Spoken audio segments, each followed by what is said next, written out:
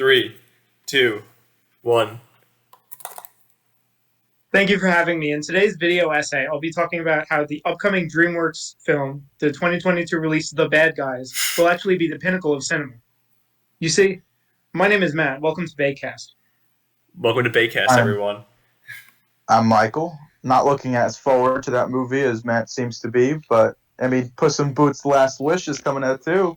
Yeah, DreamWorks kind of popping off Right, lately. you are. Hello, my name is Jacob, and welcome to Baycast, the podcast where we talk about everything Michael Bay. Sometimes DreamWorks. Yeah, apparently DreamWorks too. Sometimes Pixar as well. Yeah, only the good things, and only the first 1 minute before we inevitably get to the awesome movie that we're about to discuss. Epicness.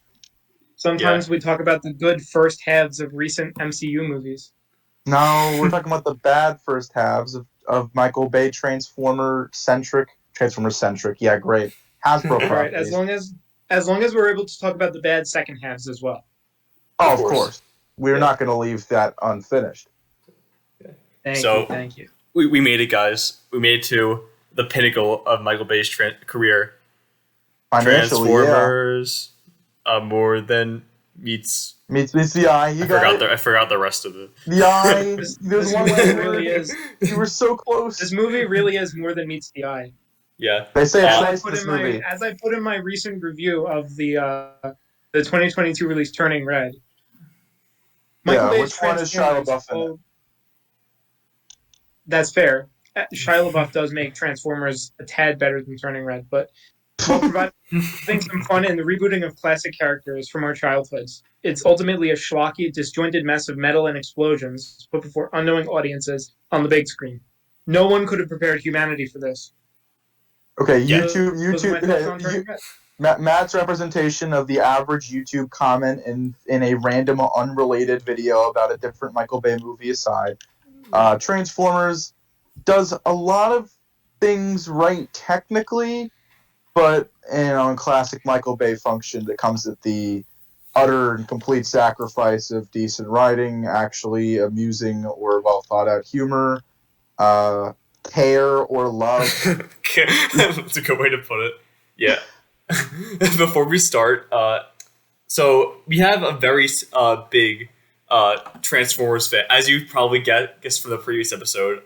My co-star here, Michael, is a very big Transformers that I've been fan. building up to this. I am reluctantly, really, extremely, frighteningly knowledgeable about everything about this godforsaken series. So I have a bit of the background and little tidbits that just punch even further holes in the already paper-thin execution. Yeah. Also, just a quick side note. This is actually the only Michael Bay movie that I have seen before we started this podcast. I watched it when I was 12, maybe, on a DVD rental from the library, and I thought it was very okay. And I never saw any of the other ones. You could choose any movie to rent from the library, and you choose Transformers. Well, he was 12. This movie is intended for the 12 to 15 age bracket, but the fact he didn't find it very entertaining kind of shows that it might fail at that. Yeah, I mean, I could chose Wash Bin, but my mom wouldn't let me. What, a year after that, you see kids going to the theater to see Iron Man for there's sex and terrorism. Sex and terrorism. Yeah, I saw Iron Man when I was 6 years old. Actually, I was 5 years old. Debatably, Transformers also has sex and terrorism. I guess that's right. I think we consider Decepticons terrorists. Black yeah. Well, all the Decepticons are terrorists because that's Michael Bay's version of Decepticons. Terrorists. Yes, very much so. And Michael Bay's version of Autobots are American heroes, naturally. Yeah, because Optimus Prime is the generic gruff man. Ironhide is if the kind of guy that would own a black pickup truck was a black pickup truck. Jazz is just the black stereotype that Michael Bay loved. Which is to say, he's one of 5 black stereotypes in this movie, so he's really breaking new ground. Ratchet, I don't know. He says something that implies that that Shia LaBeouf wants to have sex with Megan Fox, which is almost funny in its simplicity. Yeah. All of these Autobots are so memorable in this movie. Sideswipe, Mirage, Hot Rod. But I keep forgetting the main villain's name. It really would have helped if he said it twice with no extra context. Yeah, it would have been nice, but I just can't remember it. Yeah. Matt, Jacob, my good man. Megatron doesn't only say his voice once, he proclaims his voice twice for no reason with no context over the course of the last act of this movie. That's like my favorite part. It is the part. We were fucking dying when we were watching because we had an unusual procedure for this where we watched it as a group and are now recombining and collaborating on the review. But when he just said he lands in the city, we're getting to the end of the movie because fuck it. He lands in the city in the final battle, transforms a robot, Megatron. That's your name. Astute observation, Megatron. I don't even know, man. Yeah, it's crazy how simplistic the main villain is of this movie. Like weirdly weird. Like obviously, Michael Bay villain. Like the ones in Bad Boys, or like Armageddon. Well, actually, Armageddon didn't have one. But even kind of The Rock to an extent. Yeah. I think I would argue that Megatron is more simple than the overarching antagonistic force, the giant rock from Armageddon. Yeah, I mean, honestly, yes, I would agree. Had more character. That fucking meteor had more character than Megatron did. Literally. Yeah, surprisingly, also the meteor not surprisingly. Doesn't also have to tell us what it is. No, because the scientists tell you, but it at least has weird spikes and uncharted terrain. I mean, Megatron has weird spikes too, but he probably has some uncharted terrain as well. It's not quite the same. Yeah. Yeah. Weird. Yeah. I mean, do you either want to start talking about the actual plot of the movie, or just keep talking about random bullshit? Because I could really go either way with it. Because there is a lot to talk about. Let's do a quick plot summary and then continue the bullshit. I think that's a good balance. Okay. So yeah, the movie starts with extremely basic narration of from Optimus Prime. Optimus Prime starts off with "Before time began." What? Excuse me? He's already making universal assertions. These movies generally, starting with this one and really ramping up with each successful, each successful entry, unfortunately, each successive entry, I meant to say, just love creating things like, did you know that Transformers are why humanity has cars? Yeah, literally. Did you know the Hoover Dam was created to hold fucking Megatron? Yeah, it's so dumb. Literally, Transformers are basically the demigod. They literally are Greek gods in this fucked up universe. They just kind of show but up. They're robots that turn into cars. So it makes no sense. And whatever the hell Megatron is, which is just him planking, that's his vehicle mode. Yeah. Please bring back. Man, I really wish he turned into a giant gun. That would have been cool. He put his arms together and it looked like a gun. I think that was the closest that you're gonna get. Dang. Oh well. But before we actually get any of the things that people came to the movie for, we get boring military jargon and also casual racism in the first 2 minutes from the military people. From the military. Michael Bay loves the military. This movie, I never really thought about it until I saw it again. But it is organized. It's just a fucking pelican here. I'm sorry, I'm playing Infinite. It's just the pelican parts here. But it's directly split into a series of different character perspectives that kind of, I think the intention is they're supposed to weigh in to some extent on the invasion of the Transformers to the planet. You have the military guys, which is Josh Duhamel as the white military guy, Tyrese Gibson as the black military guy. Then there's the Spanish military guy who they make fun of, and then he's just kind of not in the movie after that scene. So yeah, good job with him. Mm-hmm. And then there's the government. When Steven Seagal. It's like when Steven Seagal in China Salesman asks if anyone else can speak English. It is really similar. It's like, English, dude, English. I mean, that's the way Josh Duhamel says it, as if he was Steven Seagal asking genuinely. There's also the government, I would say, which is what's his fucking name? Hairline Man, John Voight. John Voight. John Voight. Morshower. The guy whose real name is Morshower and the character's name is Morshower because good work, Bay. And then there is the inexplicably Australian hacker and her other black stereotype friend played by Anthony Anderson. And then there's I guess main characters, which are Shia LaBeouf and Megan Fox as Yeah. teenagers. They're supposed to be. They don't look They're it at supposed all. to be. Okay, It's so like Spider-Man 1 levels. Yeah. I don't fucking believe that. I unfortunately have been watching Euphoria lately. I know. I'm like shit. Oh, I have to watch it. Jacob, I just admitted to have watched the Transformers movies as a kid to the point where I can like name all the stupid fucking designs. You watching Euphoria isn't the end of the world. So what I was saying is like the people in the movie are high schoolers who are played by actors who are like 25. I'm pretty sure one of them is actually over 30. But like they're more convincing than Shia LaBeouf and Megan Fox's movie, even though I'm pretty sure they're younger. They do not look like high schoolers at all. But that being said, after like the first Decepticon attack in the desert, we are introduced to Sam Witwicky, played by Shia LaBeouf, who is interesting. could take the cake for least deserving protagonist ever. Yes, he is. I have my opinions on. Oh, sorry. I have my opinions on Good Will Hunting, but Sam, Good Will Hunting is a movie fundamentally built around the fact the main character is kind of a dick. This is just a movie where the main character is a dick, and it's just he gets everything he wants. Yeah. Yeah. You go ahead. I was gonna go a little bit further into Sam, but if you have something to say. No. Well, I was gonna say that I guess like the plot, like the reason why he is the quote unquote main character is because his great grandpa or great grandpa yeah, it's a lot of greats. Just say Archibald Witwicky. Archibald Witwicky was a famous explorer who found the Transformers frozen. He found the remains of Megatron in I think it was the Arctic.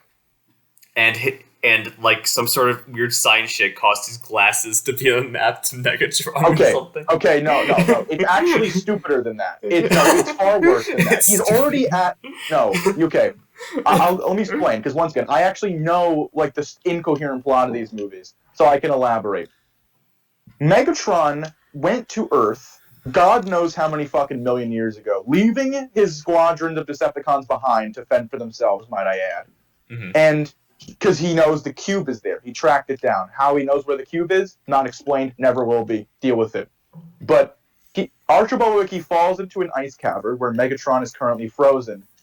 Archibald Witwicky touches the finger of Megatron, which like causes Megatron's eyes to fucking like 2017 meme, like deep fry laser eye him, blinding him, and not inscribing Megatron's location on his glasses, inscribing the location of the cube on his glasses. Might I add, the cube is being housed in Hoover Dam. Yes. I guess that's it. Yeah. That sounds incoherent enough. Yeah, no, trust me, I've got this stuff straight. It is possible to get this fucking stupid story straight. Yeah, it is pretty fucking stupid. So Sam, continuing with Sam's involvement. No. For Sam's, I don't want to take the full discussion because I know stuff about this, but like the plot is essentially the cube is important to Decepticons because it allowed them to essentially turn human technology into Transformer technology or some shit, as we see later in the movie. But so the Autobots want it so they can destroy it, and the Decepticons want it so they can destroy, humanity, Earth. Mm. So he becomes the awkward hero because his whatever the hell grandfather has these glasses, and then he happens to another ludicrous coincidence. Maybe not that ludicrous because he does have the glasses, but he finds the Autobot Bumblebee, and that becomes his first car. So he's got a twofold series of things that are completely out of his control. What confused you? Was it just a coincidence that that Bumblebee became his car, or did he want Sam to find him? I think he wanted Sam to find him, right? Okay, yeah. Once again, another thing I can explain. I feel like bad mansplaining fucking Transformers, but I mean, it will give you the answer you request. Bumblebee was supposed to be one of the first Autobots that was sent to Earth to find the cube, which implies he's really bad at it because it's been like 400 years and he hasn't found it. Yeah. But he knows that Witwicky has the glasses because, and get this, if you haven't seen this movie or don't remember this, the plot of the movie is that the glasses are on eBay, and both the Autobots and Decepticons. Oh my track it god, yeah. eBay. You get to hear eBay Peter glass. Cullen Optimus Prime answer to how do you know what the glass is? eBay. And the evil Satan card Decepticon Barricade calls out his eBay username, ladiesman217. Yes, it is so dumb that the whole plot rolls around Shia LaBeouf selling his great-great-great-grandfather's glasses on In eBay. the movie. Yeah, Not making it up. it's so bad. By the way, yeah. Going into Sam's character a bit, he is he's probably one of the more likable characters in a blockbuster. He's like extremely awkward. He's a woman. He literally just gets a car basically so he can impress Megan Fox's character. I guess any woman. He's disrespectful for his parents. You know, pretty much the whole deal of unlikable high school characters. But yeah, I guess like after bargaining with his teacher to get him an A- in an assignment, he's bargaining. Yeah. The right word. I didn't know what would Jesus do? Yeah. Oh, I wrote that down. What would Jesus do? Yeah. Oh my god. Yeah. So he goes to get a car with his dad, where the salesman is Bernie Mac. Rest in peace. Rest in peace, Bernie Mac. Yeah. Our I was also hoping it'd be in the movie Our more because he favorite. was pretty funny. He's actually the funniest part of the movie. Yeah. Like that dead ass. Yeah, he wants to kill his mom. Uncle Bobby B? Classic things. Yeah, he wants to kill his mom. He seems to run his fucking car auto place like some sort of crooked dictatorship, which is pretty funny. my good friend Crooked Bernie. Yeah. I don't like Bernie. He wants to sell Sam the crap car when he needs to get the Bumblebee car. Oh, that's probably the worst Trump impression ever. Yeah, that was. Sorry. No, I liked it. It worked for me. It was quirky. It's the same level of quality as these movies, and I Yeah. Quirky. Not trying. I mean, okay. Not faithful to the original. Yeah. So yeah, Bumblebee just kills every car after that, so he he breaks all the Sam's windows. car. Yeah. Those are all other Transformers, by the way. It's fun to imagine that Bumblebee just randomly assaulted 10 other Autobots without knowing. Yeah. I don't know. These movies are really only improved through adding additional stupid thoughts that would fit into the universe to rationalize the pre-existing stupidity. Yeah, it is not great in terms of that. Yeah, so he obviously the first thing he does with his car is he tries to impress Megan Fox with it by what did they do again? It was something really stupid. Well, he just wanted to go to the park and impress it, and his best friend Miles, who was never seen again after the halfway mark, thank fucking God, climbs a tree for no reason, embarrassing both of them. Oh yeah, he was like, we're just here to climb a tree. For just to give the worst reasoning for you to be there. like Disney Channel shit. Yeah. He's literally Even Stevens writing. Possibly worse than Even Stevens. I could be doing that show dirty. I mean, yeah. Even Stevens a classic. Not really, but probably better than this. I don't know. On one hand, this movie's really stupid and probably one of. I'm not gonna say Michael Bay's worst movie, but it's not a very good movie. On the other hand, it's not entertaining. Depends on the part. Yeah. Where the hell are we in the story? So after I believe Bumblebee? Yeah. So I believe Megan Fox goes to them. He gets his friend out of the car. By the way, what a dick. Yeah. So he tries to impress her. But then her car breaks down. Then apparently Megan Fox is good with cars. The most average 2007 13-year-old fantasy girl of Megan Fox. Yeah, pretty much. You're forgetting the plot point where it's Megan Fox is good at cars because her family has a history of stealing them. Oh yeah, yeah. Her father steals cars. She knows about cars. It's also really interesting how a character with kind of a muddled past and a history with vehicles is not the main character in a fucking Transformers movie. She would have been a much better main character, to be honest. Well, she pretty much is the main character. Let's be real here. Is it? I mean, I don't think she was in the movie that. Like she was in the movie But decent enough. she does like, more. She quote unquote kills Frenzy. She gets Bumblebee to kill Devastator. She that's my favorite thing in the whole movie. We'll get to that shit. Devastator. But yeah, no, she accomplishes more on her own volition than Sam does throughout the whole movie in her limited scenes. Yeah. Yeah, I guess you say that. When's the part where they realize that Bumblebee's a Transformer? Because I think that happens like sometime soon after that. Okay, they realize the Transformer is a weird thing to ask because at one point Bumblebee just drives off. Sam thinks it's being stolen. Actually, as a kid, I didn't get that. I'm like, why doesn't he know he's a Transformer? Because I was like a fucking brain dead child.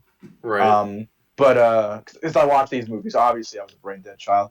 But he goes off to some random like crusty power plant looking place. There is a real power plant later, but this looks enough like it that I don't know if it matters. And he does like a fucking bat signal for the rest of the Autobots, I guess, because he's like, oh, I've confirmed location on the glasses, guys. And then Sam records it, makes a phone call, and then he is sent to jail because he is thought to be insane and on drugs. And there's a whole unfunny scene with the evilest cops in the movie, who are like genuinely reprehensible pieces of shit, and which the Decepticon more evil than Barricade. Yeah, there's a Decepticon cop. It's like fucking four-eyed Satan man, who's like tearing apart a parking lot to get to Sam, and that guy is nicer than the human cops in this movie. Yeah, they are quite thick. But so yeah, he goes to jail. He is broken out of jail in a very useful Michael Bay-esque scene because the punchline is like you're doing drugs, Mojo, and it's actually just his dog's pain medicine. Like, it's such a hilarious joke, you know. I believe he calls his dog a crackhead at one point. He does call the dog a crackhead at one point. See, that sounds like something that would be written into a movie nowadays. But it was written into a movie in 2007. Yeah, so ahead of his time. Brown. What the hell happens? Oh yeah, throughout this, we're talking about the movie as if it is a continuous story with Sam and Michaela and their romance and their development with the Transformers, but it's not. There's random cutaways to the military, like because it's so boring. It's weird how every time it changes perspectives, it becomes boring. Like, you think that, new scene, new characters, this is going to be more interesting. It actually gets worse every time. I don't know how they manage it. Because, like, the Sam stuff is, like, cringy Disney Channel, shitty high school romance. But, like, I don't know. It's, like, some irony to that, like, some ironic enjoyment from that. The military guys, I mean, the only thing that's, like, the biggest action scene in the first half of the movie is the military guys in Qatar against the Scorpion. It's called Scorponok. I know it's called Scorponok, but it's essentially just a scorpion, which is. Oh, sorry. Go ahead. No, sorry. I was say I think this would be a good time to mention that the CGI in this movie is actually quite good. Like surprisingly good, especially for 2007. I'm pretty sure I'm pretty sure it's like the reason. Like Avatar level. Yeah. Well, Avatar's big scale, but it has the realism of some of the stuff in Avatar. I mean, when I was watching this, I was looking at it like, I have to see if there's a bad visual effect. I will see it. Like, I was like super critical of that because I used to be like, oh, this looks so good, so I'm assuming it looked like shit. But no, like I'd say like 80% of it looks as good as something released today, and the other 20% looks fine for 2007. Again, the only thing is that this is one of the strangest movies I've ever seen, where the CGI on the entirely computer effect created characters is better in daytime than nighttime. Like, I actually agree. Yeah. Now that you mention it, Optimus Prime looks kind of. I think I noticed that as well. Like Optimus looks crusty as fuck at night, but when daytime it looks like immaculate. I think it's just because Michael Bay is like very much so like shooting things like with like giant lens flares and bright colors. That like it was basically made to like I guess like the modeling was like made to look good in the day as opposed to night.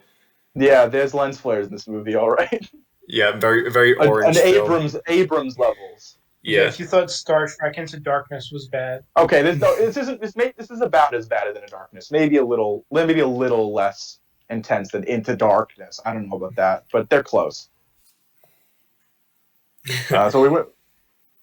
The effect. We're at the point where they're fighting the Scorpion, which is essentially just a 10-minute scene of military guys, close-ups on their sweaty, greasy, orange faces. They fire assault rifles at something that just keeps firing missiles that keep exploding, while one of the greatest music tracks of all time play. I mean, I'm obviously over-exaggerating, but the score of this movie does so much heavy lifting for the scenes it's really employed in. Yes. The scene is, at the stage, Michael Bay shooting Tyrese Gibson, Josh Duhamel shooting at a CGI Scorpion for fucking 20 minutes until they call in like 10 planes to nuke it to hell and back. But the score makes it like vaguely intense because it's just a good score.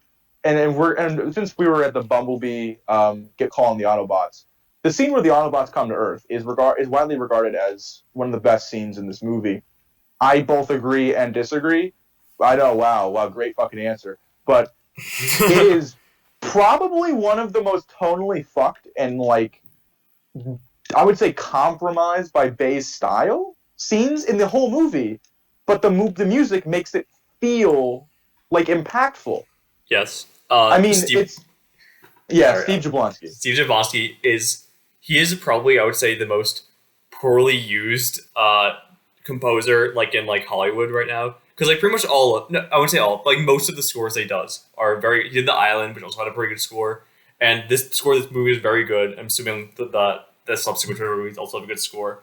I think the score to 2 is phenomenal. Yeah. But literally, I can't think of a single movie he's worked on that I actually, like, genuinely like. Yeah, he just does he did the Transformers movies, then he did Battleship, Red Notice, which is pretty much a Transformers movie. Yeah. Red Notice, like other like shit like that. Spencer Confidential. God, Red Notice? Oh, yeah. Poor Steve. Yeah, I just want like a Nolan or like somebody like on a similar level to him to be like, you know what, I'll hire you for a movie, like because like this poor guy just keeps working on like really shitty movies on but like he makes the best of it. So yeah, good job, Steve. We love you. Yeah. It's about the Autobots arriving. It's supposed to be like, oh my god, this is the part where like the audience like soy jacks because oh my god, the Autobots are arriving. It's not just crusty fucking like weird gray Bumblebee with his goddamn like piss canister we see later in the movie. I can just imagine proper... like 2007 nerds just crying in the theater when they come. Yeah. Dude, I that wasn't me. Surprisingly, I was like 6, bro. I was like 5 or 6. But Optimus Prime lands on a random hill. He scans a blue, red, and orange flamed truck and becomes a blue, red, and orange flamed truck. Great fucking disguise, dumbass. We're going Autobot by Autobot because now there's 2 blue, red, and orange flamed trucks. Oh, it's now true. There are, yeah. Yeah. We're going Autobot by Autobot to show you why the scene sucks fundamentally versus why it's so good because of the music. The Ironhide lands in some like family's like backyard, and then you see it's like supposed to be like the haha funny trailer scene where the little girl is like, "Are you the Tooth Fairy?" It's like laugh, you know, like yelling at the audience to fucking laugh at the joke because it's so clever. Really bad humor. And then he and then Jazz, who we learn is the black stereotype, of course, is like looking at a car dealership. But convenient for him that he can turn to a car and he found a car dealership. But he, of course, picks the most expensive one because that's what Michael Bay assumes a black person would do. And Ratchet lands in I don't even know, like a town. And then there's like a chubby guy who's like, "This is easily 100 times cooler than Armageddon." And that's the point where my eyes rolled so far back in my head I passed out. Yeah, Armageddon is canon. Like either probably not the actual events, but like the movie itself is canon in this universe. Yeah. So Michael Bay, cinematic universe confirmed. I mean, he's right. The movie is cooler than Armageddon. It is better than Armageddon, but most movies are better than Armageddon. Yeah. Even these Transformers movies are probably more enjoyable than that. I did enjoy this more than Armageddon, but I'm not sure about the sequels from what I've heard. 3 is kind of funny. We'll get. I'll have my defense. There's an Armageddon 3. No, Transformers 3. No, there's the third Armageddon. Continue. Bruce Willis in Armageddon 3. On the other one, you know. A good day to Armageddon. I'll take you No, it's anytime, Armageddon punk. with a Vengeance, right? Armageddon with a Vengeance. There we go. Yeah. All right. Carry on. So the Autobots land, and then Optimus Prime, in classical, we'll see, movie Optimus tradition, just starts monologuing. He just can't stop doing it. He's the exposition. You need exposition? It's Optimus Prime. Fuck you. He starts the movie with his extremely simple and yet inexplicably convoluted. And now he goes like, "Are you Sam? Were you selling the glasses on eBay? We learned Earth's languages through the World Wide Web." He fucking says that. Actual line from Line from Optimus Prime. That's like the laziest way they could like describe like why they. How did you learn how to speak perfect English? Oh, the internet. Yeah. Like what did Jazz just go on like fucking racist caricature like websites? Like it begs so many questions so quickly that are of course never answered. But Optimus is like, he just starts telling you what the plot is because it's right now we're like an hour. Matt, you timed it. It was over an hour in when the Autobots begin landing on Earth, right? Yeah, I believe so. It was like an hour minutes to an hour. It was like 58. It was like 58 minutes or something like that. 59, I believe. Before this, the only Transformers are 2 Decepticons and Bumblebee, who is both essential to the movie and also completely useless. We'll get to him later when we get to Don't forget Frenzy. Frenzy's, we're going to get to Frenzy at the end because he's the main character. That little known fact about Transformers, the main character is a little fucking gray guy called Frenzy. Oh my god, I completely forgot about him. He is like the main character, yeah. He's like Western main character. Yeah. But so they land on Earth and Optimus Prime's like, oh, Megatron wants to take the Allspark. And also, I love the explanation. Like, Sam's like, where did the Allspark go? We were fighting and we lost it. Like, that's pretty much what he says. Like, it flew to Earth from Cybertron for no fucking reason. And then they're like, Megatron is frozen somewhere. Your grandfather found him in the cave, as we explained earlier. The Decepticons want the glasses to find the Allspark. Those 2 MacGuffins in play, which is rookie numbers compared to, I think, Transformers 5. We'll get to that. I think Transformers 5 has 5 MacGuffins, if I'm not mistaken. Yeah, there are a lot of MacGuffin, or not a lot, but like this is a very MacGuffin-centric film. Like in like a cheesy way. All of them are. 2. 2's like 2. Yeah, 2's like that. 3's like that. 4 has like 3. It's insane. But so they're like, oh, we have to go find the glasses. So then I'm going to take a very long stretch of movie and put it in the shortest terms possible. They go to Sam's house. There's some awkward humor. It's not funny. Over. Scene done. Really not. That was extremely long.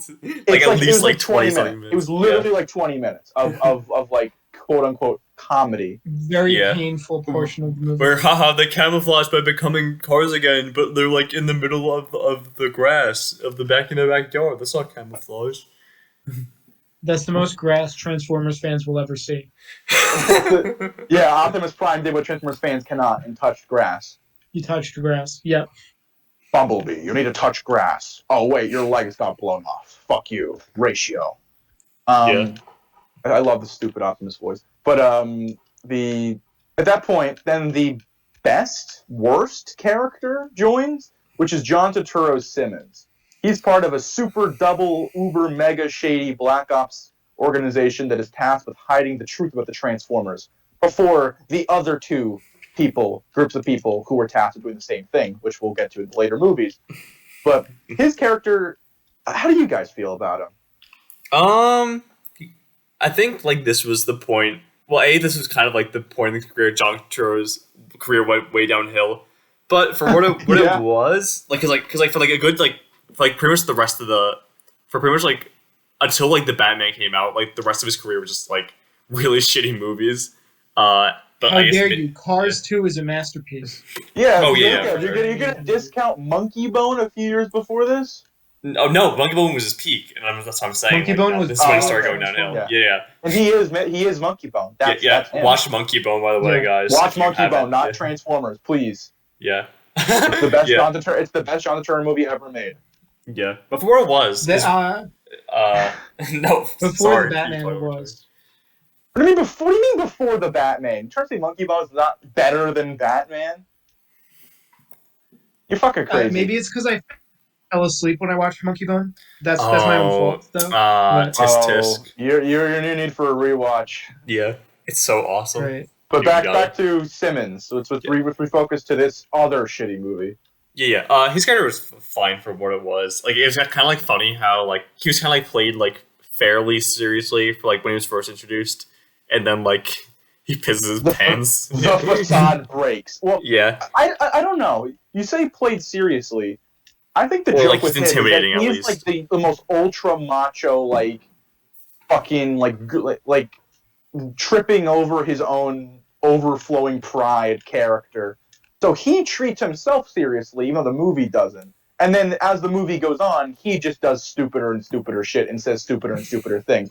So it's not really he was more serious, just the movie adapts to his stupidity more, I guess, naturally. I don't know. I guess that's a good way to put it. Naturally Yeah, for I Bay. like the Sector 7 tank top. Yeah, I want that. I fucking want that goddamn shirt.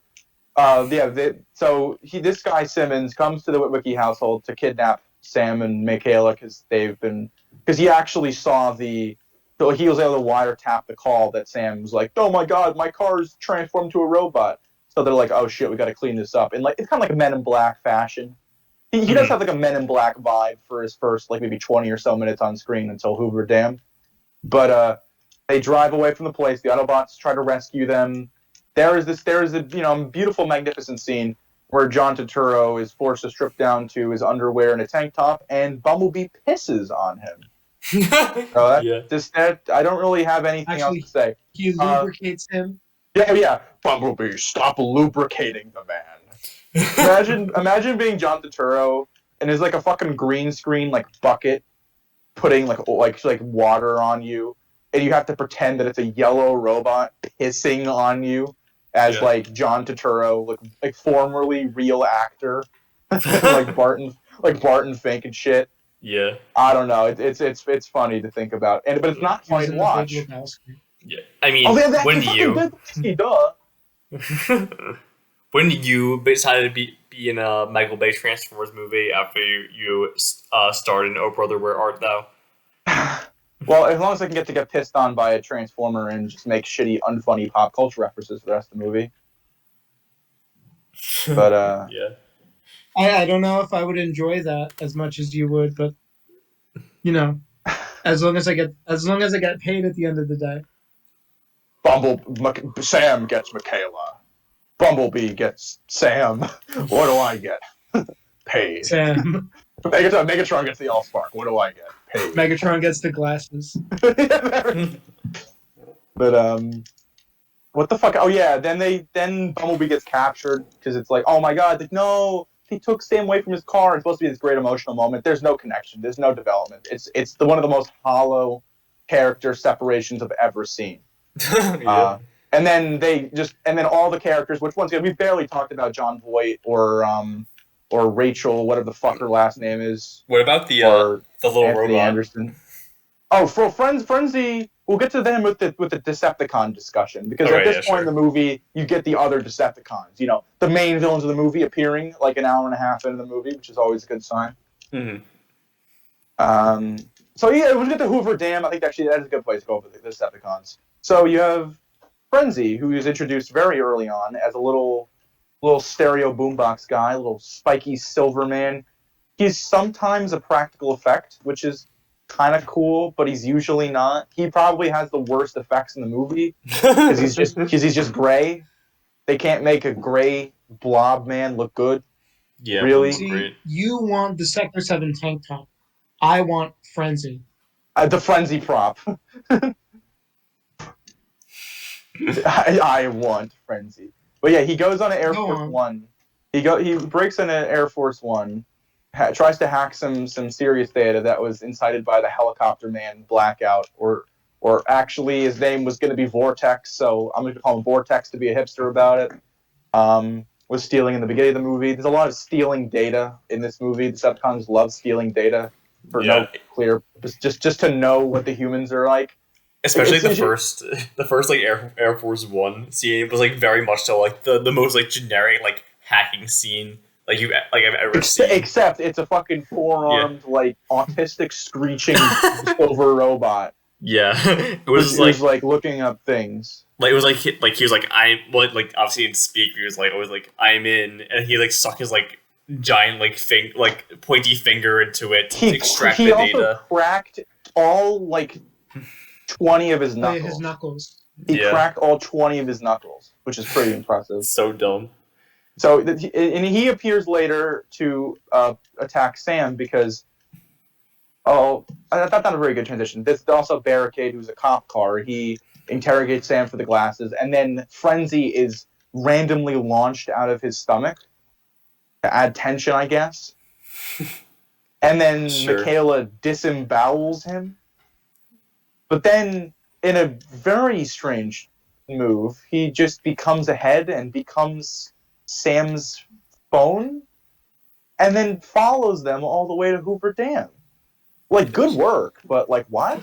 He is basically you'd think that Megatron or Starscream or any of them would like do the most work. No, it's this little duber. It's literally Frenzy. Yeah, it's him. And then He's putting in the work and and then he gets to the Hoover Dam, which we said carries the Allspark, but it's fucking massive. It's like the size of a fucking like skyscraper under Hoover Dam. And then Frenzy touches it, and he just becomes like a real boy again. He becomes like a full size little man.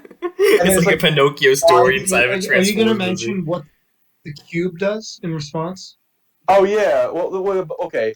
Well, the cube doesn't do anything in response to Frenzy, but they have to take the cube later, and Bumblebee touches it, and it turns from like 150 feet to like a foot, which is physically impossible, and begs the question why Megatron couldn't just be a fucking gun if they're going to do that anyway.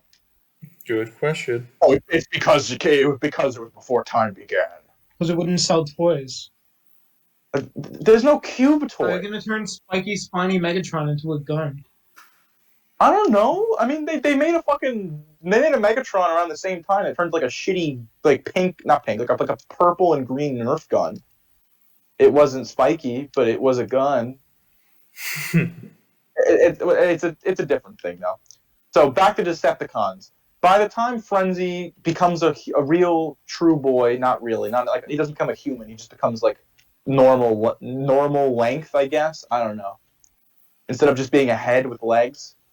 The other Decepticons are just extremely, completely rushed and baffling, but also hilarious scene. It's just like there's like a Decepticon roll call for characters we've never seen and have never been established. Most of them. Frenzy's like, I'm in. We know where Megatron is. Starscream, Decepticon Starscream's like Starscream reporting, and then It's very important to note this isn't the last time this happens in the franchise. Oh yeah, they really crank it up to 11 and 5, but so it's like Starscream approaches. You see a random truck, Bone Crusher en route, Barricade on my way. Like who the fuck is Bone Crusher? Then there's a tank, and this is my favorite like in joke to the movie. You see a big tank, and it's like Devastator arriving. Devastator? It's literally a green tank whose name is Brawl. Not like just the source material. Every toy, and every tie-in game, and every previous iteration. But some fucking schmuck was just like, nah, his name's Devastator in the movie. Like, good work, dumbass. As a non-Transformers fan, they did a very poor job introducing all the Decepticons. I can't remember like any of their names. Are they? Well, the thing the is, one they state like 5 and times. Decepticons. There's 5 Autobots and 5 Decepticons. Okay, except for Frenzy. I would say Frenzy is like the equivalent of Sam. They're both like lesser creatures.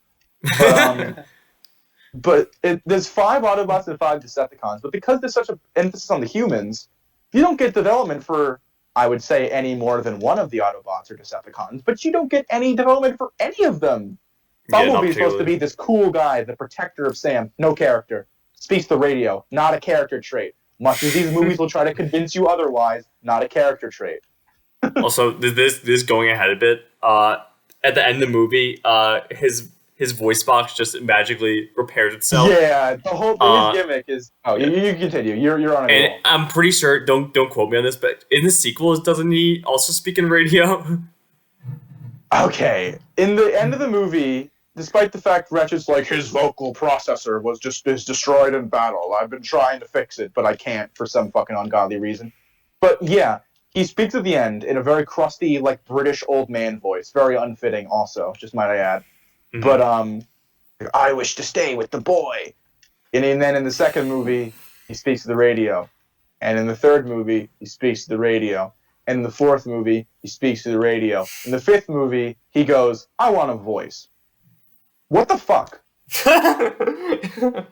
How can they make even like that minor plot point so inconsistent? It's compounded even worse that the tie-in game for the second movie, he speaks the whole game. He speaks fluent English. Same voice actor too. How do we know that his crusty British voice was his real voice in one? Because it's the same voice in the tie-in games. All right. God, these movies are so stupid. They're so stupid, dude, man. Like it's not even. I say it's not even funny. It is funny. It's a little funny. It's funny dependent on the situation, dependent on the topic. Mm-hmm. So we're on. Well, I guess the Hoover Dam part is where the movie becomes a shitty Michael Bay action movie, right? Yeah, I would say so. That makes sense. So Frenzy appears, and he there's like a fight where like John Voight, I think Josh Duhamel, and John Turturro and Anthony Anderson are all in a room, and Frenzy's just shooting fucking disc shurikens at them for like 20 minutes until they do the Bad Boys 2 shot, but it's not as cool because it's not as intricately laid out of room. Nope. And then Frenzy, after this whole movie of build-up, literally the best antagonist the movie has. He was killed once before by one of the main characters. He's instigated every major fucking plot occurrence because he figures out where Megatron is both times. He is killed because he shoots a fucking disc and it comes around and hits him in the head. Classic. He kills himself like a fucking... Well, it's like the Daffy... only person who can kill a sorry. god would have to be a god. I guess The so. the only entity that's capable of killing a god, yeah, you know, is a Himself. god. Yeah. It was like fucking Daffy Duck getting shot with a shotgun and his beak turning backwards. It was like that. It was extremely stupid. But granted, is there any other way he could have gone out? No. Yeah, because there was a shotgun and there was a flamethrower in the room. No. No other way. No other way. So There's no other then way. Bumblebee, they're like, oh, we gotta let Bumblebee go because he knows something. He doesn't, by the way. It's bullshit. He goes to the cube. He touches it. It becomes small because fuck you, that's why. Then they're like, we have to go to the nearest town because the Decepticons wiped out our radio interference or some shit. Like, or maybe the Decepticons did that. I'm not fully sure if it was a wide-scale thing or if it was just Hoover Dam. But they have to go to Mission City. Yeah, I was trying to remember what the name it was. Like, if that was like Freedom City or something. But it was like, yeah. Mission City. It might as well be called Conclusion Town with how fucking generic and final it is. But, so they start driving there, and then the Decepticons, oh my god, guys, begin to appear in the movie. And it's hilarious, because Megatron dethaws like a fucking steak dinner, and then his first words are, I am Megatron. Good to know. We know it's Megatron. It's like, with how underdeveloped the Decepticons are, one hearing our discussion may be like, oh, they might not have shown him before he becomes sentient. No, Optimus Prime shows him in his fucking exposition dump. So it's the one character that we didn't need to proclaim his name, as Matt said, like a Pokemon. And then he leaves. He meets up with his homie Starscream, which also Starscream's like supposed to be treacherous, conniving. He's just like a bro in this movie. Yeah. And then I think the dialogue is like what? Okay, I have memorized it. I'm sorry. But, where is the cube? The humans have taken it. And then Megatron hits him with that motherfucking, you fail me yet again, Starscream. What? Classic. What do you mean yet again? We've never seen this guy. We don't know their relationship. It's they sound exactly the same, too. I bet Megatron ordered a coffee from Starscream. And then ended up getting Starscream coffee. That's a joke because that is a good joke. That is a funnier joke than anything said in this movie, except for maybe Megatron's second utterance of his name. It's so fucking dumb. Like, I'm glad I'm funnier than like a team of adult Then writers. Akiva Goldsman and Aaron Kruger, yep. Sure. writers of The Island and Transformers. I only know their names because they were in The Island too. Oh yeah, they did write the island. Yeah, I like how like Michael Bay's like, yeah, the script's good. We need you for a Transformers We movie. need you again. Sorry, you were saying that? No, I was not saying. No, you weren't. You go. No. Okay, so we're getting near the end. We're getting to the part where it does become complete brain rot. They go to the city. They're like waiting for planes because they need air support against the incoming Decepticons. How do they even know they're coming? But it doesn't matter. Starscream appears. There's one jet, and they're like, "Oh my God, U.S. fighter jets! Thank God!" And then it just missile strikes him, and then it's Bumblebee's legs are blown off. Oh It's yeah. important to note that I was talking about this. He sees the single jet. Yeah, Ironhide just goes, "It's Starscream," even though he's never fucking seen a jet before, presumably, because he only landed on Earth like the day before. So They just know each other so well. They're soulmates. They're bros, really. Starscream Starscream is the most likable Decepticon. Everyone knows him. He's like the party or animal of the Decepticons. Mm-hmm. So Bumblebee's in this movie has the most pathetic arc ever. He exists already pretty bad in this universe. He lands in Bobby Bolivia's. That's what it's called. Like Bobby. Yeah, Uncle Bobby B, baby. He goes there. He is. I'm gonna say because Sam was caressing the wheel because it had to be in the trailer as like a trailer shot. That's probably molestation. He destroys every vehicle in the place in a piss fit because he wants to be Sam's car. Then he is bullied by Michaela, becoming a cooler, more hip Camaro because of peer pressure. Joins with the Autobots, is captured, breaks out, and gets his legs blown off. And we're supposed to be like, this is our main Autobot. This is our connection. I felt, dude, like I relate to him so hard. I felt more connected to Frenzy, man. Frenzy's like the Riddler from the Batman in the way he acts, and I identified more with that than fucking yellow pisser man. A little bit. Yeah. So he gets his legs blown off, and they're like, "Oh no, the Decepticons are coming."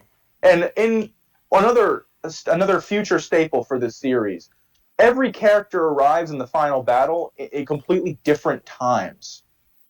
So Optimus Prime is caught up with fighting the iconic Decepticon Bone Crusher, who gets one line, and that is like Bone Crusher mobilizing.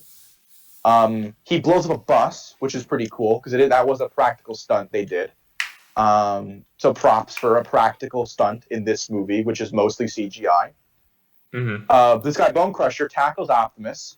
Optimus lands on him, cuts his third. He has like a fucking third arm. Cuts his third arm off. Cuts his right arm off and decapitates him in about 2 minutes. Great character. It takes 2 minutes to do all that. I think it takes less. I'm highballing it by saying 2 minutes from the moment Bone Crusher tackles Optimus. I apologize, but what? Optimus decapitates 8 what's the names? Not 8. Insecticons. Yeah, those Infernicons. Those guys.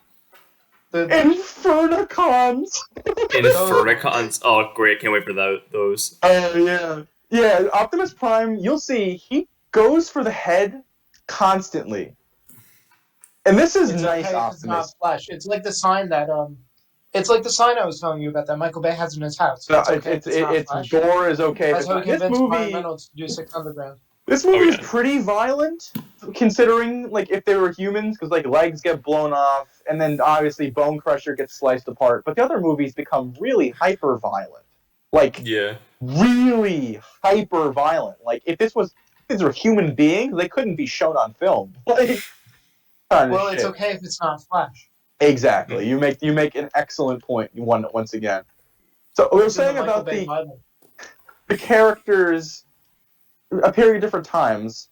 All the Autobots besides Optimus appear. Also, hilarious point. When Bumblebee gets his legs blown off, you see the car that is Jazz sitting there for about a minute straight, unmoving, Yes. while his friend is reeling in pain from getting his legs blown off. Classic. And Sam's like, "Oh my God, Bumblebee, your legs!" And then Jazz Bumblebee, is just what sitting there, happened? probably thinking like, "Oh man, some punk ass, crack ass bitches getting their fucking legs," because that's what Jazz sounds like. By the way, he literally sounds like a fucking. That's a Jazz impression. I'd like to clarify for the audience. That's not. Yeah, no. The jazz impression. It's a Jazz impression, not the writers, excuse me, not the the whiters. writers. Are the writers all Freudian white, slip. by the way? Yes, of course. And yeah, that's what I thought. So it is appropriate to call them the whiters. The whiters, the Transformers. Whiters. That's what we'll call Cubic Goldsmith from now on. Not Elmer Fudd over here. But the Dude, Elmer Fudd would solo Megatron, but Elmer Fudd would probably like struggle against Frenzy though. Frenzy's fucking based. I miss him every day. So though the Autobots all land, the missiles land on Bumblebee's legs, severing and destroying them, and then the rest of the characters just kind of trickle in, and that's how the action is built. The whole point is Sam needs to bring the cube to a guy in a helicopter so it can be taken somewhere safe. Those helicopters are destroyed by Starscream. Starscream does a lot of plane destroying, which, I mean, I guess he himself is a plane, so he's playing to his strengths. But Starscream's there, he blows up Bumblebee's legs, in one of the most Michael Bay shots in the whole movie, he goes from a plane to a robot, he, like, skates on a pile of parked cars, blowing them all up. Someone shoots at, like, I think Ironhide shoots at him, like, once. He leaves, and he flies away. That happens in about a minute. Great action scene. But then the helicopter from the very beginning, Vortex, appears, and then Josh Duhamel's like, "Oh my God, I saw this guy earlier, even though he didn't. It was Tyrese Gibson that saw him earlier, so good continuity there." And they're like, "Oh man, all the Decepticons are here. We have to figure out what to do with them." And I'm probably missing a few things, but Bumblebee is hooked up to a tow truck by Michaela. That's actually a useful thing she does, unlike Sam, who does nothing useful. And then Bumblebee just destroys. He says no a lot. He says no so much. Well, oh my God! I can't believe I didn't mention that yet. It's good to mention in this movie, but it's in every movie. So No. Every movie he's in, he's like that. That's why I didn't even bother mentioning it now, because it's like, oh, we're gonna bring it up if it's gonna be the exact same thing on movies, which it will be. But Bumblebee destroys the tank guy after shooting at him with like cool, epic rock music playing, probably licensed. I don't even know. Blackout gets airstruck, and then Josh Duhamel blows his fucking crotch up with like 10 grenades while screaming and sliding across the ground like he's fucking covered in oil. Even though everyone in this movie looks like they're covered in oil because they're all orange. Very sweaty. He actually seemed like he was moving as if he was an oil wrestler of some kind. And then Megatron appears, proclaiming his name in the funniest part of the movie. Transforms. Megatron. Cool. Good to know. And he just he rips Jazz in half. Jazz is like, "You want a piece of me?" Megatron, "No, I want two." Pretty funny, not gonna lie. And oh God, fill in the blanks. What happens between Jazz's bisection and Optimus showing up? Like the last 40 minutes of this movie is just action nonsense. Which, granted, this is a lot of explosions. It is impressive how long and I guess technically impressive the action scene is. It was probably one of the biggest third act action scenes of all time when it was released. And it's entertaining when you watch it, but I cannot remember the exact plot details of it. Yeah, because it's just the 3 living Decepticons shooting at random people and buildings, while the 4 living in prison Autobots shoot at them. It's on paper very simple, but it's difficult to keep track of. And the thing is, these movies are criticized oh my God, all the Transformers look the same. I mean, Starscream's kind of an icky brown, so he kind of looks like Megatron, and Jazz is gray. But they're all, in this movie at least, they're different colors, kinda. So, good work. you gave them different colors. In the next movies, they're just all gray. So there's that to look forward to. Oh yeah, for sure. Also, like, isn't like there's a Transformers movie that like has the most like what do you call it? Like has the most like location diversity out of all of them, because only the other ones, like one takes place in a city, one takes place in the desert, one takes place in another city. Like at least this one like takes place in like a decent amount of places. And then space. Yeah. No, 4 and 5 are like globe-trotting bullshit adventures. All right, my bad. That's what I heard. I guess I'll look forward to that in some ways. I mean, 4 and 5 are different levels of crust. 4 is bad crust. 5 is funny crust. Just giving you, weigh it in. How the fuck does Transformers 1 end? Oh yeah, Optimus shows up like literally 20 minutes late. That tries to battle Meg. Oh yeah, I'm like, what happens between Jazz's bisection and Optimus's arrival? Literally nothing, because when Optimus shows up, that's when Megatron discards the halves. Now that I remember. Mm-hmm. So I gaslit myself into thinking a scene existed. That's pretty cool. Reverse gaslighting. Yeah, that's the Mandingo effect. You missed. The Mandildo effect. Holy shit.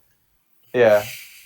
And the cube. Oh yeah, Sam's holding the cube and the whole time, and Ironhide. I'm just saying random names because it might as well be any of them. Ironhide's like, shoots get to the building. Get the building. We'll go with you, Sam. The building. He's like vaguely British, even though it's a fucking American guy. And then one part that really gets the gears turning. Really rustles your jimmies. Really rustles my jimmies. Sam, I was gonna say, Optimus drops the cube. Sam drops the cube, and it turns an Xbox to an Xbox with arms. Oh my turns the steering wheel into a steering wheel with claws, and turns a Mountain Dew vending machine into a sentient Decepticon with 4 arms, 2 of them firing fucking Mountain Dew bottles out of like a Gatling gun. That character has gone on. Mountain Dew, by the way. Yeah, there's a lot of product placement in this movie. I didn't feel like mentioning it. It's product placement in the normal like 2000s way. When we get to Transformers 3 and oh my god, especially 4, the product placement becomes egregious. Like worse than Amazing Spider-Man 2 level bad. I didn't notice a lot of product placement in the Amazing Spider-Man 2. It's just all Sony. It's if you look at any device, it's Sony. That makes sense. But like obviously, so we're not talking about Amazing Spider-Man 2. We're talking about this movie. We have to fucking finish the plot so we can continue bullshitting about this stupid ass fucking series. Optimus and Megatron fight. Megatron he goes disgusting, and he flicks a human, and that human is Michael Bay. That's so funny. I didn't know that until then. Yeah, that's really funny. That was incredible. It's zoomed out far enough you can't really tell, but it is him. It's credited as like Guy Megatron like flicks. Guy flicked by Megatron. Yeah, it literally is something like that in the credits. And Optimus is like, they don't destroy the Earth. The humans deserve to live. And Megatron's like, they deserve to die like you. Megatron's like, Ratio. Yeah, Ratio didn't ask. Plus, you're an Autobot. You're blue, red, and orange with flames. Blue, yeah. Why does Optimus have flames? The justification. Because he's cool. The justification that was given. 2007, Michael. Get with the times. The justification that was given behind the scenes was that the red color they were using for Optimus Prime's Peterbilt truck club was actually not receptive to camera work. Shut the fuck up. He looks fine in Bumblebee. All right, thank you for Ben Shapiro, acclaimed political commentator. I have to straw man I'm at the point where I need to straw man myself from from making arguments about these movies. And that was it. Hypothetically. All right, for Revenge. I was about to say Return of the Jedi. Return of the Fallen. Revenge of the Fallen. We will be keeping Michael in a room where he will talk to himself about the movie. Are the Autobots with you in the room right now, Michael? Is Simmons with you? In the room with you right now? Fucking is Dispenser with you? But we gotta finish Maybe this he movie. can make Riddler's brew. We're so close. All right. We're so close to the end of the movie. Then we can continue bullshitting for real. There's a fight between Optimus and Megatron. Optimus is like, Sam, put the cube in my chest, destroy it, and kill me. and then he puts it in Megatron's chest, and it just kills him. But Megatron wanted the key. I guess the idea, if there was even an idea behind this, which there probably wasn't, was, oh, he got what he was looking for. Oh, that Megatron, that rapscallion. But it just comes off as like, what the fuck? Huh? You could have done that the whole time? Why didn't Optimus think of that? Like, there's so many questions. Jazz is still dead. Ironhide blasts over a random woman in slow-mo. That was probably the most Michael Bay shot in the whole ass. Yeah, ordeal. That was very stupid. I don't want to call it a movie. I'm going to call it an ordeal now. The ordeal. And then the movie ends with Optimus Prime narrating while he stands looking at a sunset while Sam and Michaela have sex on top of Bumblebee in car mode. Classic. That's obviously comfortable. Yeah. And now plays Linkin Park. The first 3 movies have a Linkin Park track that was created. Well, not created for them. The third ones did. But I don't know. There's that to look forward to. These movies always end with Linkin Park. Yeah. Fun fact about Linkin Park. According to Megan Fox, she attended a Linkin Park concert, and when it was over, the band met her personally and stated that they heard about the live-action Transformers film and requested whether they could have a song in the film. So that's why When I've Done appeared in the credits. It also appeared. I didn't even notice until this time I saw it. It also plays when there's like a haha flirty scene with Sam and Michaela. They're like, he's letting her out of the house after the big Autobot adventure or whatever. No. It was the first time he takes her home. Sorry, the first time. Ugh. But of 2, mind you, pretty much. But it plays it so quietly, and I think just the instrumental. Why play it at all? If it's going to play in its fucking entirety in the credits. Foreshadowing. Foreshadowing? Would you really call it foreshadowing? No. It's 3 shadowing. I don't think they were thinking about it. It's 2 shadowing. Don't even give it that much credit, man. Half shadowing. And then there's a credit scene where the family, I wouldn't even go with the family because they could go fuck themselves, are talking about the government. It's supposed to be a haha. Like, this is the first MCU movie. No. There's also a credit scene where you see Starscream, who was not massacred over the course of the movie. Good for him, I guess. Flying off into space, even though jets can't do that. Oh, he's an alien jet. Shut up, Michael. But how do you solve the icing problem? The icing problem. That's also the first MCU movie. The first MCU. What the fuck we watched that had a credit scene? Oh, it was Turning Red is the first MCU movie. Turning Red is a 2022 Disney Pixar film. Turning Red is a 2022 Disney. Still quoting that. Yeah. Oh, the villain is a reflection of the main character, and it's a credit scene, so it's a Marvel movie. Yeah. Oh, it's like Transformers. Yo, yeah. The main villain, Frenzy, is a dark reflection of Sam. No, the main character, Frenzy, is a reflection of the evil the main character, villain, Sam. We're done with the main character and the main villain. Yeah, that's actually pretty intense. It's like a Sonic Adventure 2? It's like something. Sure. Yeah, something like that. Which is also like Turning Red. God damn. So Sonic Unleashed is like Turning Red. Have we finished the movie yet? We finished the story of the movie, so now we have just random thoughts, like even more random So the movie opens in... Alright, so the movie opens in Toronto, Canada in 2002, right? And we get to hear about the upbringing of Maylin Lee. Matt, stop mansplaining Turning Red. We already got one movie mansplained to us. There's only room for the one of them.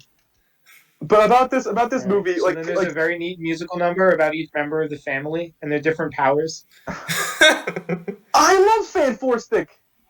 Oh yeah, they do that in the first Forces. No, one of them can stretch, and one of them can turn invisible. I'm not even part of this, but keep it bay. Keep it bay? Damn. Okay. Armageddon is a nice. Okay. It doesn't count if it's not. It doesn't count if it's not Flash. Okay. So whatever the slogan that Michael Bay has on his wall is. That's gonna be the description of the video, Jacob. Make it so. Description's gonna be like, if it's not, the gore is okay as long as it's not flesh. I'll make that a description. That's it. Yeah. It's okay if it's not Flash. Back to the movie Transformers, 2007 film. Other random assorted thoughts? I like. Oh wait, he's not in this movie. Never mind. You just keep getting them mixed up in your head. It's not fucking hard I mean, to. I don't know if you noticed, but at the beginning I said Mirage, Sideswipe, and Hot Rod. All Transformers who are not in the Hot movie. Shot. Not just Hot Shot. Hot Shot from Armada. No, I'm pretty sure I said Hot Rod because I was thinking of the guy from 5. You're thinking of Utlud. No. You should have said Utlud then. Excuse me. Ding dong. My French is a little rusty. Probably because I don't speak French. I don't speak Russian!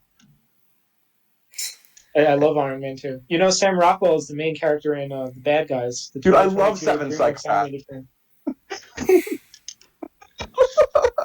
Dude, we're just mentioning random bullshit at this point. That's nothing to do with random. We got past the movie. Oh, but we didn't get past it. We still haven't even given our concluding thoughts. Alright, here's some other things, funny things from the movie that we didn't get a chance to mention. The president really likes ding dongs in this movie. He gets a foot shot. Yeah, and I believe that but his secretary, maybe not secretary, but like she gets the ding dongs, he drops them, and she eats them. She eats the dirty ding dong off the ground. It's off the Air Force One floor. Yeah. I'm not sure if that's cleaner or more dirty than a normal floor. Yeah, good good question. You also need credit cards to get into the Pentagon. Do you remember that part? Oh yeah, I remember. I also remember her taking the Australian little hacker lady, whatever the fuck. She's both very unmemorable, but also rational. Yeah, she's probably the most rational. She's the least insane people, which is why no one can remember her. Yeah. Their little interrogation scene was pretty funny with how Anthony Anderson he gives his philosophy on if they give you donuts. Do you remember that dialogue? Or you look suspicious or something like that. Yeah. Yeah. Said if you eat one of them, they know you're guilty. And if you don't eat any, you know you're guilty. I ate the whole plate. And then later it shows this Pepto-Bismol on the fucking table. Yeah. Dude. She looked good. Also, I forgot to mention in that scene because it's just a useless thing I forgot about. The clock behind them changes completely arbitrarily. It changes like 3 times to different times. Not surprised. No time consistency in this movie. Oh yeah, one part where the quote unquote evil cop barricade is chasing Bumblebee and Sam and shit, or the other way around. I don't even fucking know. I don't understand that scene. But it's too smart for me. It goes from daytime to dusk to night fast enough that it doesn't make sense. Yeah. Time is relative in this film. It's like a Christopher Nolan film and how it manipulates with time. Same year as last night. See, this is what you get for bringing me on. I'm bringing up like the stupidest stuff. No, I would also be bringing up equally stupid shit. Don't you worry. Speaking of stupid shit, I'm in my element. Is that element radioactive? Like the radioactive? No, it's metal and explosions. Yeah, the radio. What I was trying to segue into is that this movie establishes that the Transformers are apparently really fucking irradiated. Even though it's not addressed again, because that would mean that Sam would die of fucking lead poisoning by having Bumblebee. How irradiated must the cube be? Yeah, bro. That would kill someone. Are the glasses irradiated? Is that why? Transformium. I know I'm jumping the gun. No transformium yet. No transformium. Right. We don't talk about transformium. Not yet. Other things. Anyway. John Voight says battle groups as an official military slang. He doesn't say battle troops. I learned that. I fucking Mendoza affected it. Battle groups. Or battle troops. Battle groups. I don't know. We haven't said much about the military parts because there's nothing to say. It's just average military movie. And then instead of reacting to it, they're like, oh, is it Russia? Is it China? Is it North Korea? And they just list off countries that the general audience doesn't like. Yeah, exactly. Oh, I fucking hate China. They make cheap shit. But, it's not China that are the villains. It's the Decepticons. Apparently, Tyrese Gibson paid the producers to be in this movie. He got to say paid them. he paid producers to be in the movie. How much did he want to be in this piece of shit? I mean, he get to say left cheek like 5 times, which fair argument for being in a movie like this, yelling left cheek, left cheek, left cheek. But that I don't really know. Paying other people to say left cheek is bold. Yeah, I mean, I hope that worked out in his career. I mean, love him in Fast and Furious, but He's I'm in not sure if it 3 did. Transformers movies. He's in Morbius. Hell yeah, coming from Morbius. Oh my god, Morbius. the ultimate quality assurance of Morbius. Is it better or worse than Transformers? That we will have to decide for ourselves. I don't know. Designs. Oh yeah, Optimus Prime is really fucking long. He's like 80% legs. That's kind of funny. Yeah. That's peak characters on He likes to be all tall. legs. It's like the picture of Peter Griffin with the fucking long ass legs. That's Optimus. That's legs go all the way up Griffin. Oh, I didn't know it was a separate character. My apologies. I believe it is. I'm not as well versed in the Family Guy lore. Yeah, Family Guy lore has got to be more coherent than the Transformers lore. Like actually, like seriously, not like a joke. Starting my own podcast, the Decepticons. We talk about Seth MacFarlane movies. Yeah, Million Ways to Die in the Including West, singing. Ted 2, Family Guy, American Dad, the Cleveland Expanse Show, And the Orville. Orville, not Expanse. Expanse is the The other Orville. space show. too many space shows. Just show us Not robots enough. like Not enough Transformers movies. Obviously. Oh wait, actually, they stopped making them around 5 because the 5th one made so little money and was received so poorly that even they stopped. Fun fact. Cool. I'm holding hope for Transformers 6. A sequel to 5? You mean Bumblebee. No, there should not be a sequel to 5. I mean, Bumblebee is... Also, it's weird because the movie Bumblebee, which we're probably going to get to, they kept it vague whether or not it's canon to this series or not. It's probably like 90% not, but there are some really weird things. Like, I shouldn't say that. I shouldn't spoil one of my favorite parts of Bumblebee. But Megatron isn't in the movie because they wanted to keep it open to him still being in the fucking ice, which is hilarious. Yeah, gotta keep the plot. Gotta keep the plot consistency. But they're really not connected. They've pretty much confirmed that. Sad. But it's also funny to imagine that through the plots of those movies, which is Bumblebee is a very basic story. Bumblebee's like, the Optimus is like, hey Autobots, look for places to live. We're getting our asses kicked. But so he's like, oh, I'm gonna go to Earth. And then in this movie, he's like, oh, but Bumblebee, you have to go to Earth to pick up the fucking glasses that Sam Witwicky and his goddamn crackhead dog have. And yeah, I like how Sam Witwicky is the catalyst for this movie. Winky. Sam Witwicky. Sam Witwicky. All right, I was gonna do a bit during the recording where I say Sam Witwicky's name differently every time, but like I couldn't think of different ways. But Witwicky has been sticking with me. Let's call him Shithead Shia for the last 2 minutes of this review. Sure. Right. Shithead Shia was friends with Bumblebee. Why would Bumblebee ever stop being friends with Haley Steinfeld? She's actually a character in that movie. She's not cruel and evil like Shia is. I don't know, man. I'm sure he has a good reason, as he's proven with his good decisions throughout this film. That Bumblebee is known for his constant successes. There's a character in 3. If I'm brought on for 3, I will tell you about this character. You can probably go on. I'm sure for 3. Jacob will notice. But yeah, I think so. The character from 3. Wouldn't it be funny if it was old Haley Steinfeld? Oh, that's who this character turns out to be. That would have been kind of funny a little bit, yeah. I thought you were talking about Bumblebee. I thought you were talking about Rosie Huntington-Whiteley's character. No, I'm talking about Reedman. Oh my god! Next episode's Reedman. You're not ready for Reedman, Jacob. I thought Reedman was 3. Reedman is 2. My good pal. Okay. All right.